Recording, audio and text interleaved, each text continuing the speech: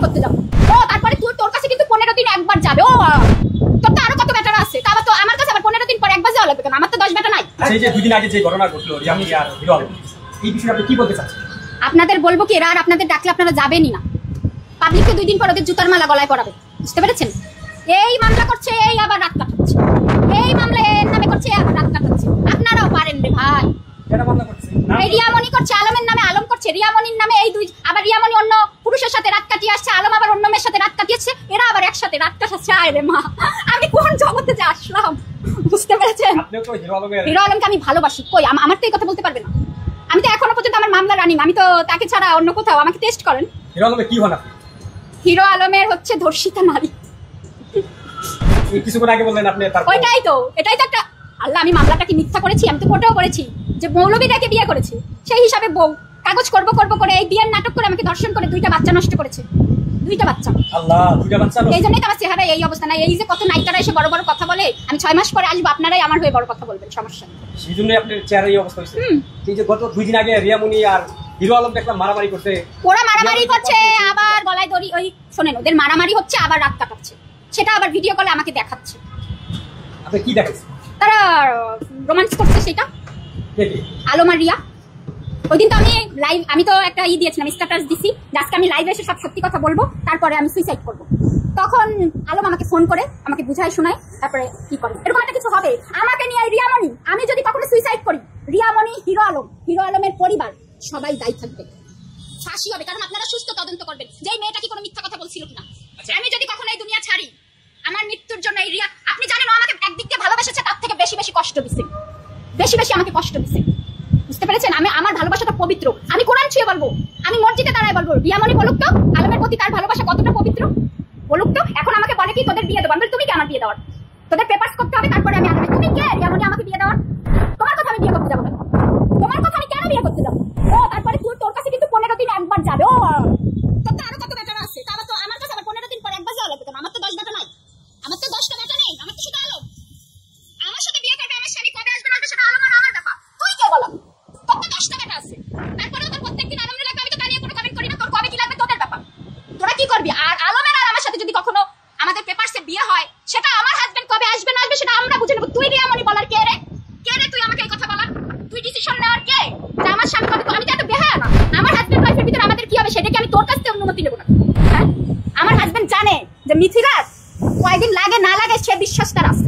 আচ্ছা, আলমের ভিতরে কি এমন রয়েছে যারা আলম সেদিনকে বলেছে তারা কি কন্যা রাশি, কি এমন রয়েছে মেয়েরা তার প্রতি এত দুর্বল হয় কেন? জানি না, মেয়েদের কাছে শুনবেন, আমি তো ভালোবাসি, আমি তো দুর্বল। আমি দেখে তার প্রতি দুর্বল হয়েছে, তার সবকিছু দেখি। কি দেখি মূলত কি আছে তাকে? তো কমেন্টে অনেকে বিশ্রী ভাষায় তাকে বলে, যেটা আমরা বলতে পারছি না। আপনি কি দেখে তার প্রতি দুর্বল? তার প্রতি মায়া। তার সব থেকে বড় কথা হচ্ছে তার বড় মেয়েটাকে আমি অনেক ভালোবাসি। ওর জন্য আলমকেও ভালোবাসি, আলমের থেকেও আলমের বড় মেয়েটাকে বেশি ভালোবাসি। মেয়েটার উপর কষ্ট পেয়েছি। কালকে একটা ভয়েস পাঠিয়েছে, বলে কি আলম বলছে যে আমি যদি আবার রিয়ামনি আর মিথিলার সাথে মিলে যাই তোমাদের কি কোনো সমস্যা আছে? মেয়ে বলে কি তারা কি আগের মতো দেখবে? তা আলমের মেয়ের উদ্দেশ্যে বলি, আলো কবে দেখেছে রিয়ামনি তোমাদেরকে? তুমি দুজনের নাম কিভাবে উল্লেখ করো? তারা রিয়ামনি কবে দেখেছে? দেখলে মিথিলা দেখেছে। তুমি বলতে পারতে যে মিথিলাকে আগের মতো, আমরা যে অন্যায় করেছি, আমরা যে তাকে অস্বীকার করেছি, মিথিলাকে আগের মতো ভালোবাসবে। রিয়ামনি তোমাদের কবে ভালোবেসেছে যে তারা কথাটা বললা? কথা বুঝে শুনে বলবা, বুঝতে পেরেছো মা? ভালোবাসা কোনোদিন কমে না। ছিলাম কি এখনো আলমের থেকে বেশি ভালোবাসি। মানে আমাদের মা মেয়ে সম্পর্কটা এতটাই ক্লোজলি, মনে করেন কি বান্ধবীদের এত ভালোবাসা থাকে।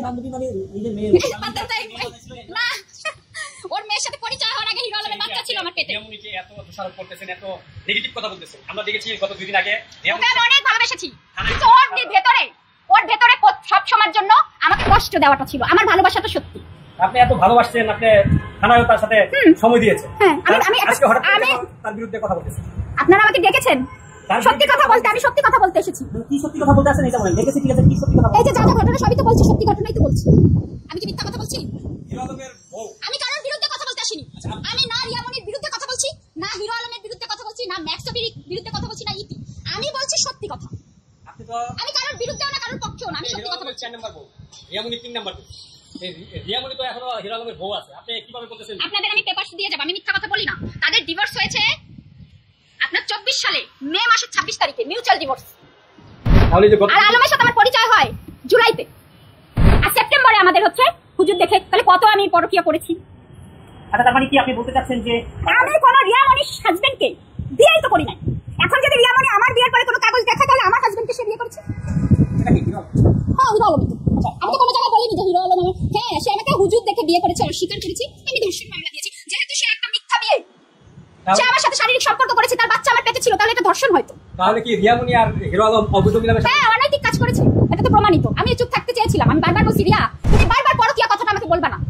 আমি কোনো পরকিয়া করি নাই, আমাকে বলবা না। ও আমার এই 2 দিন আগে ও বলছে, আমি লাইভে, ও কথা বলছে লাইভের ভিতরে ঢুকে গেছি। আচ্ছা, আমাকে ওরা লাইভ করে সব করে বাংলাদেশের মানুষের কাছে আমাকে খারাপ বানায় না। আমার কাছে পেপারস আছে, ওদের ডিভোর্সের পেপারস আছে, না দেখে আমি কবুলটা হিরো আলমকে বলি না।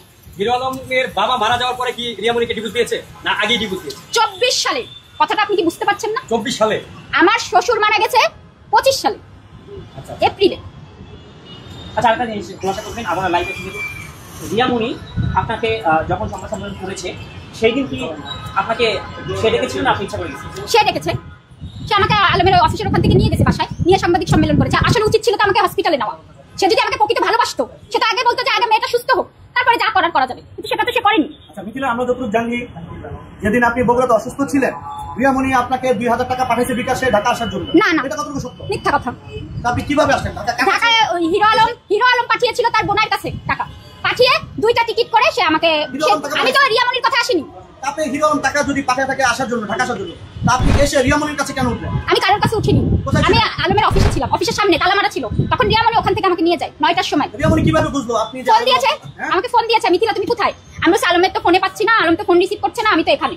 তারপরে এসো আমাকে নিয়ে যায়। আমি তখন ঘাড় উঁচু করতে পারি না, আলম আমাকে ঘাড়ে লাথি মেরেছিল মাজায়। জানতে পেরেছি আপনি আলমের অফিসে এসে দেখেছেন আলমের অফিস তালা মারা, তখন আপনি রিয়ামনিকে ফোন দিয়েছেন? না, রিয়ামনি আপনাকে না, আল্লাহর কসম, আমার সন্তানদের কসম, নবীর কসম, আপনার কাবা শরীফের কসম, রিয়ামনি আমাকে ফোন দিয়েছে। কসম তো কাছে চোরে, যারা মিথ্যা কথা বলে। আমি মিথ্যা কথা বলি না। কারণ কি, যারা রিয়ামনি বলেন, আলম বলেন, এরা যে কোরআন শরীফ, এরা তো কোরআন শরীফ পড়তেই জানে না, কোরআনের মানেই জানে না। আমি তো পড়তে জানি। কোরআন শরীফ কে এখানে আনবেন না? কোরআন শরীফ কি আপনি জানেন? হ্যাঁ, আমি জানি। আপনারা কথা এগুলো কেন আনেন? ওরা আনছে বিধায়, কারণ আমি সত্যিটা বলি ভাই, আমি জানি। বুঝতে পেরেছেন? আল্লাহর কোরআন সম্পর্কে আমার জ্ঞান আছে, ওদের নাই। তাই এখন আপনি কি বলতে চাচ্ছেন? রিয়ামনি হিরো আলম কি এখন অবৈধ সম্পর্ক আছে? এত কিছু পরেও, হামলা মামলার পরেও? সেটা জানি না। পরে বিয়ে টিয়ে করেছে কিনা আমি জানি না। না বলে না, এখন যে হিরো আলমের এবং রিয়ামনির মধ্যে ঝামেলা চলছে, এখন কি তারা আবার তোরা মামলা করবি, তোরা ঝামেলা করবি, তোরা মিলে যা, আমার তো তাতে কোনো সমস্যা নেই। আলম রিয়া মিলে যা, যা খুশি করো। আমার মামলার দিকে তো তোদের কোনো, আমার মামলা চলমান থাকবে। আমার মান সম্মান এতে জড়িত। আমি সত্যিটা প্রমাণ করবো কোর্টে।